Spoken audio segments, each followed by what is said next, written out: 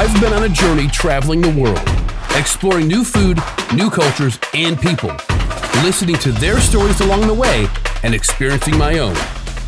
Welcome to The Journey.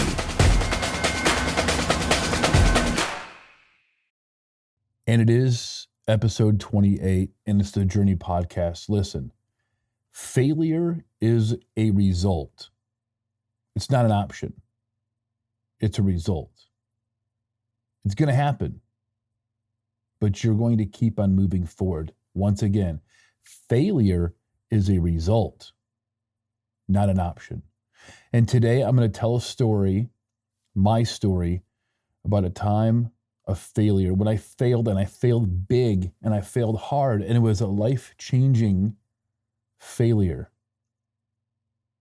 But the end of it comes out with a little bit of success. And it starts about 21 years ago. This failure started March of about 2002. I guess we could even go a little bit further back. So September 11th, 2001, a lot of us know horrible events on September 11th, 2001. That was one of the chain of events that made me, or ultimately made me, join the military and join the Navy. I was already thinking about it, and that really pushed me over the edge. And I really wanted to go and support my country and defend my country. And so I went to the recruiter's office. I took the ASVAB. And when I took the ASVAB, they were like, hey, you need to go and you need to become a nuke. I was like, what's that? I mean, I wanted to do special forces or something. I want to do Navy SEALs, or I wanted to do an interpreter. I want to go to language school, learn a language, and listen into, people and interpret. I said, no, you want to be a nuke. You scored high on the ASVAB, which is the Armed Forces Aptitude Battery. That's right? Armed Services Vocational Aptitude Battery. So you take this test, and based on that test and based on the results, you can pick different jobs. And basically I had free range. I could have picked anything. And they said, you need to be a nuke. You're going to make the most amount of money. You're going to have great enlistment bonuses. You're going to have great school, all this stuff. Well, and I think they get a bonus for that because they're really looking for people. And they were really looking for people at that time. I was like, okay. And they explained the program to me. I was like, okay. I mean, it sounds pretty cool. So I go to boot camp December of 2001. I get out of boot camp in March of 2002. So I arrive in Goose Creek. It's March 2002. And I show up to NNPTC, the Naval Nuclear Power Training Command, big old school. Goose Creek, South Carolina. It's kind of in the swamp. It's hidden back on this naval base. And I don't think people really knew what it was, but it's this big school. It's 3 stories. Enlisted and officers go to this. If you're going to go to a aircraft carrier, which is going to be a nuclear powered aircraft carrier, or a nuclear powered submarine, not a submarine necessarily that fires nukes, but a submarine that is powered with a nuclear reactor. If you go to either one of those, you got to go to the school. If you're a officer, you're going to go to the school if you're going to be on one of those and operate the reactor, is what I'm saying. And if you're going to be a commanding officer, if you're going to be the head person in charge of an aircraft carrier or the nuclear submarine, even then you're going to go to the school. You have to go through, it's nuclear physics, it's reactor principles, it's thermodynamics, electrical power theory, and generating equipment, and chemistry. And I mean, it's a deep dive into all of these. If you want to nerd out on math and science, this is a school. It's the most difficult school in the military, mentally, educationally. When you come out of the school, you have most of your credits to go and get a degree in nuclear engineering. I mean, there's William and Mary, and there's several other schools that have come and actually they looked at the curriculum and said, okay, yeah, when you get out of here, we're going to give you all of these credits and then take these courses and you'll have a degree in nuclear engineering. It's a very demanding school. And that was quite evident when you showed up. I mean, the rules that they had, I mean, obviously it's the military, but the rules that they had, it was like, okay, they mean business. When they're spending $250,000 on you to go to the school, this whole pipeline, there's 3 parts to the school. When you show up, it's like 3 months. It's what they call your A school. It's the original beginning school, and you go to that for 3 months. Then after that, you're going to go to power school. Power school is about 6 months. And then after that, it's about another 6 months, and you go to prototype school, which is also in South Carolina, or it used to be, it may still be there. It was in Ballston Spa, New York, and it was a civilian-run plant up there. And that's ultimately where you're running a reactor, where you're getting qualified on that reactor. And then even after you've done that, whatever boat, whether it be an aircraft carrier or a submarine you go to, you're going to have to get requalified on that. I'm telling you, it is a demanding school.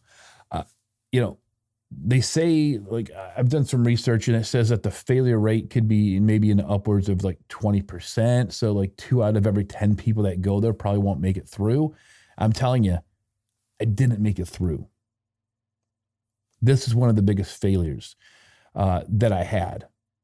Also, one of the biggest things that changed my life, and I'm not saying it was even in a bad way, but this school, their mission is to train officer enlisted students in science and engineering fundamentals on the design, operation, and maintenance of naval nuclear propulsion plants. And I don't care what anybody tells you. And if you've gone through this training, you'll understand. And you'll say, yeah, okay, I agree. They'll tell you we don't want you to memorize this stuff. It's almost impossible. You have to memorize it the way it was laid out. There was no multiple choice. There's no fill in the blank tests. Those would have been a breeze. These were essay tests.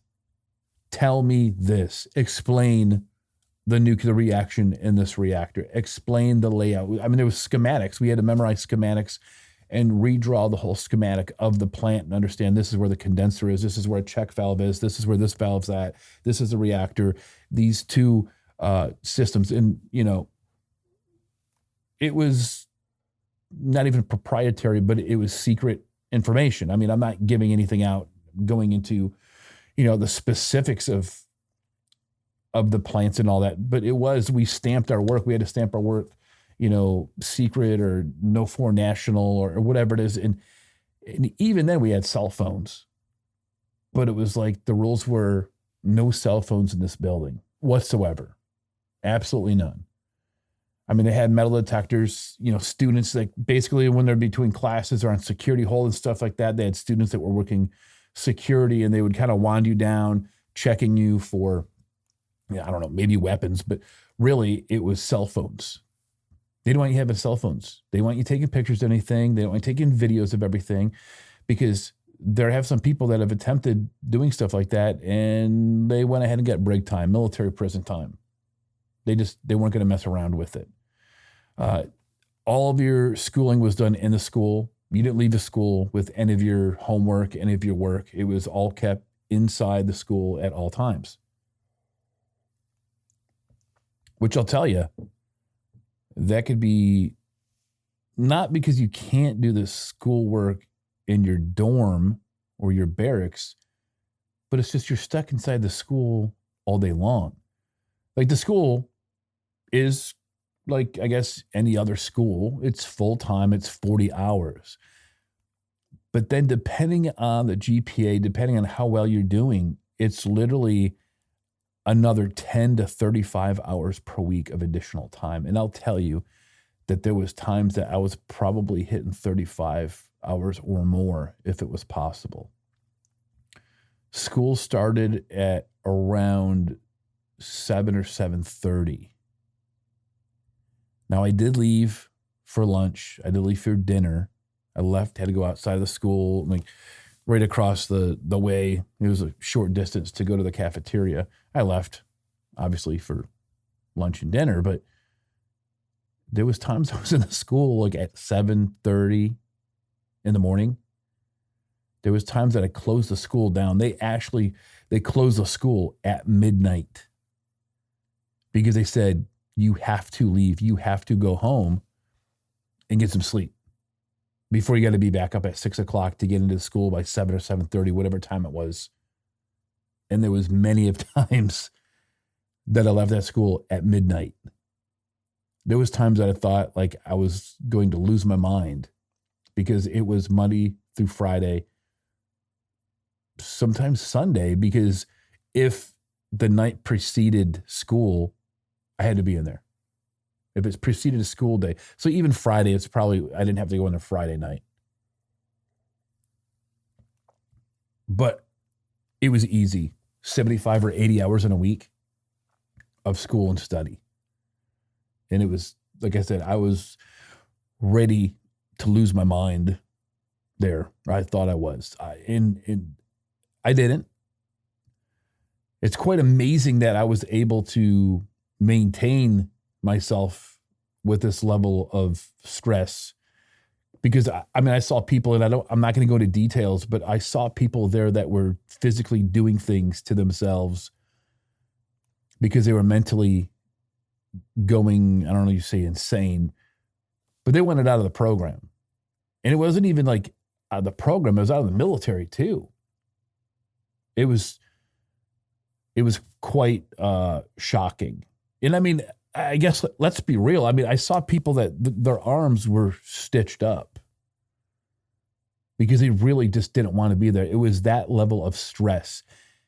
And a lot of these people, these were people that were very competitive. I mean, we had people there that had graduated from Yale, Harvard. I mean, very like Ivy League schools, very good schools. There was people of all kinds of backgrounds, but you had to have a certain level of aptitude or grades in the maths and sciences to even get in here in the first place.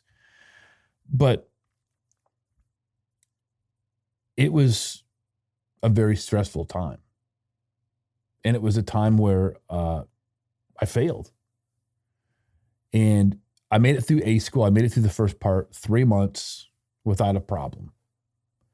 Then I was on hold for a while for a security hold because I had to have a security clearance, and it was, some small stuff on my background. It wasn't criminal things, it was financial things because they thought, okay, we don't want somebody that is owing money to places and then they're learning this information and you become a security risk. It's like just like anything where it's, secret or top secret, you're getting that information. They don't want you being a security risk because of financial reasons.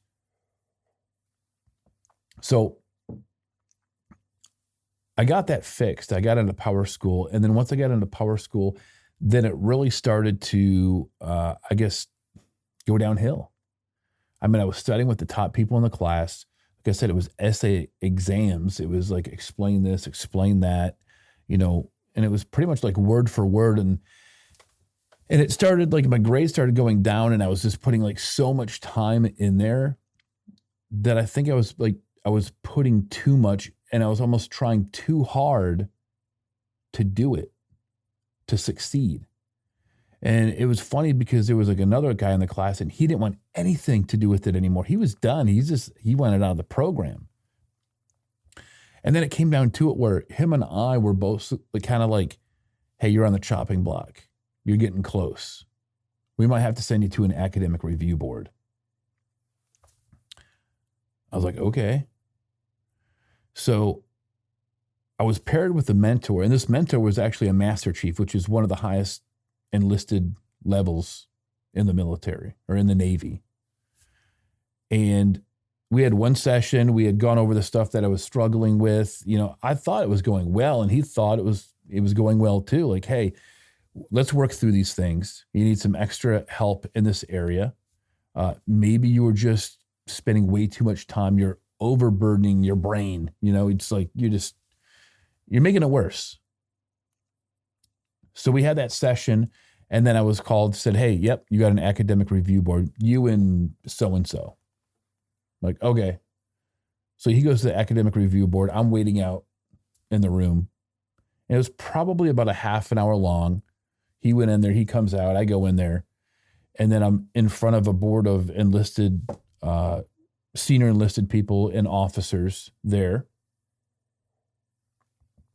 And they just go through and they're like, okay, explain this to me. Explain that. What about this? What about that? And it's just, off the top of my head, hey, just having a conversation, asking me different questions. Hey, here's some paper if you need to figure out these, mathematical equations, problems, blah, blah, blah, blah, blah. Okay. So I get done, and then within probably 2 or 3 hours that day, I find out, okay, we have the results. And they say, due to you memorizing this information, we feel that you're memorizing this information and you're not understanding it. And because of that, we're going to disenroll you from the program. So today we're going to go ahead and process you out. You're going to go to another place and you're going to go somewhere else. And it was just, wow. It was a shock. I was like, okay.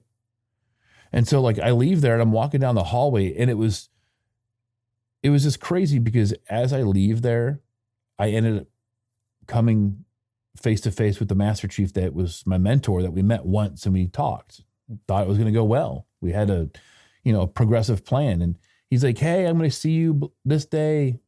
And I was like, no, you're not. I just had an academic review board and they just disenrolled me.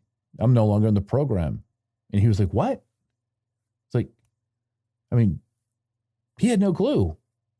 And I was like, how is it that the guy that's supposed to be mentoring me doesn't have a clue that I was going to this academic review board?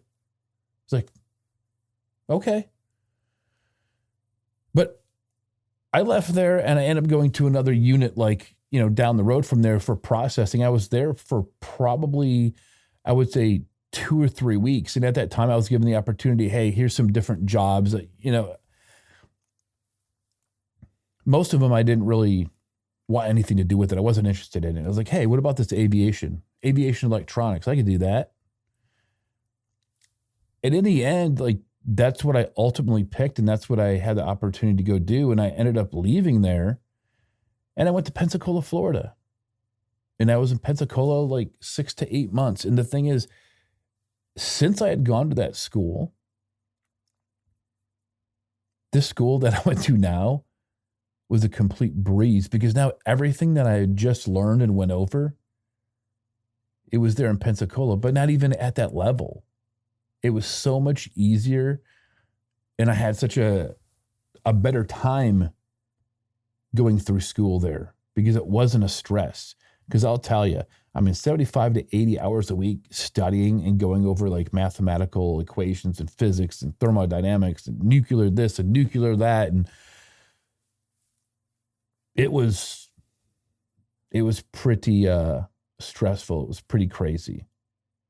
Now, I wouldn't say that I would ever change that, because to me, I failed the course. I felt like for a long time, I was like, man, I'm like, I failed. I should have made it through. I have the capability. I have that potential. I'm smart enough. But over the years, it's kind of like, yeah, but that wasn't for me. And then when you really look at it, you're like, wow, had I made it through there, I might not be sitting here right now talking about this. I wouldn't be talking about this. I wouldn't be talking about this as a failure. I'd be talking about probably something else, because we're all going to fail. We're all going to have some type of failure in our life. Now, whether you quit or not, that's a different story. I didn't quit. I gave it my all. I went to the academic review board. I tried staying there. Like I said, there was the other guy. He actually they kept him there even though he didn't want to be there. I wanted to be there. I was told, hey, nope, you're going somewhere else. But then sometimes you have to look back and you're like, you know what? Maybe it wasn't meant for me to be there in the first place. But going through that, and I'm like, if I could go through that, what can't I go through? And that's where I think on a daily basis, on a weekly basis, or, in those times where we're having difficulty and we're going through failure, we have to say, look at that. I did that. I succeeded there. I failed here, but I'm telling a story today. So I didn't ultimately fail. Like I said, failure is a result. And it's a result of what? It's a result of an action. If you failed at something, you actually took an action at something. If you did no action, you can't fail. Can't fail at something you didn't do, right? But it's not an option. It's to say, put it in there. I will not fail, which means you're just not going to give up. You're not going to quit. Yes, you're going to fail at something in the sense that, hey, you didn't accomplish it at that moment, at that time. This program, like me going through the school or, whatever it may be. But if you don't quit, you're really not failing. And it can really only happen if you take action. And a lot of people, that's their problem, is they don't want to take action because they're afraid of the failure, of the possibility of failing. I mean, I think it was an author that I heard once, they said that it's worse to have not done anything at all than to have tried something and failed at it. Because if you do nothing at all, I mean, that's truly the failure, is not doing anything at all. But I think this story is just like a prime example of like my failure. I've had many failures, and I'll have many more. But I've learned from it. I've experienced so many things from it that can help me in the future. They can hopefully help other people just by telling the story and saying, hey, look, I've been here before. I went through this, and it wasn't so pretty at the time. It didn't seem like it could help me out at all. But it actually did help me in the end. And my whole point is, if I can do it, anybody can do it. You just have to remember, failure is a result. It's not an option. You got to keep going forward. It's going to happen. Failure is going to happen. It happens to us from birth. We're crawling, we try to walk, we fail, we fall, we get back up, we keep going. And we just got to have to keep that childlike spirit and not give up. Keep going. It's a result. It's not an option. And this time I want to end this on a fact. And the fact of the day, which I thought this was pretty interesting. Australia is actually wider than the moon. Now, the country of Australia, the continent, the island, if you will, the area of Australia is not bigger than the moon, but just the width of the moon. Australia's diameter is 600 kilometers wider than the moon's. The moon is actually 3,400 kilometers in diameter, while Australia's diameter from east to west is almost 4,000 kilometers. I thought that was really interesting. So that kind of gives you the idea of how much bigger the Earth actually is than the moon, if you never knew that. So Australia is wider than the moon. Hey, I hope you enjoyed the story. If you have any questions about the story, please feel free to email me at info@motivatemultimedia.com or find me on social media or make a comment to this. And maybe you've gone through the program. Maybe you have a similar experience, or maybe you even made through the program and you have an experience to share. I mean, there's about 2,500 students, I think, at any given time in the school. It's kind of, really, it's kind of a small school. There's about 500 staff members that are teaching and other staff functions there, security and stuff like that. But 2,500 kids, students, it's not a real lot, but plenty of people that made it through it. I'm sure they're in the submarine service or in the aircraft carrier supporting and defending us around the world. anywhere around the world running the nuclear reactor. I mean, that's where it all starts. Goose Creek, South Carolina, NNPTC, the Naval Nuclear Power Training Command. And like I said, I don't think I would change it for the world. I wouldn't change that, because if it wasn't for that, I wouldn't have gone into aviation. I wouldn't have had the opportunity to work at all the aerospace companies, travel around the world. Everything that I have today, my wife, my kids, none of that would have happened as it happened now if it wouldn't have been for that. That big change, or you could say that small story within the big journey, made such a profound effect. And at that time you thought, oh man, I'm not going to be able to go on. I'm a failure. But in the end, it all works out and you succeed. So remember, like, subscribe, share, if you will. info@motivatemultimedia.com. Find me on Instagram, LinkedIn, Facebook, Twitter, TikTok, wherever it may be. Motivate Multimedia or the Journey Podcast, even on Spotify. Until next time, you have to learn to embrace the journey.